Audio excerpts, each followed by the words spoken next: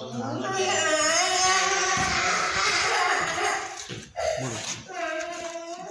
नाम नसीम अख्तर है।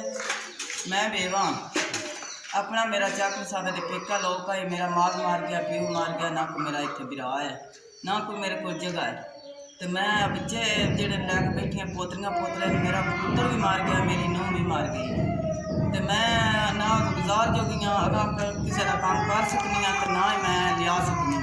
मेरी मदद पर बंदे करते ना, कोई दे जाता आटा दे जाता, कोई रोटी दे जाता, कोई दूध भात दे जाता, मैं अपना गुजारा।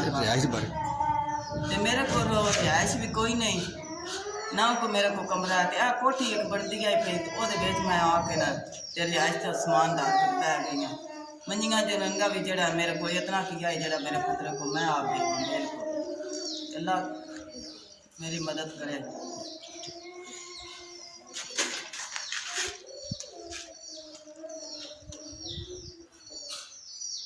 लेकिन साढ़े जी को बाहर आशा पई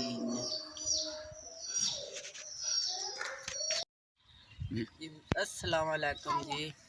मैं बेवा औरत आसो तो बच्चे मेरे को यतीम आन, तो इन्हां दी मदद तुसा कीती है। ते अल्लाह पाक दुआन चोखा दे, तंदुरुस्तियाँ देवे। ते 4000 मैंने मिल गया। कितना 4000 मिलया, तो मेरे वास्ते 4 लाख रुपया बन गया।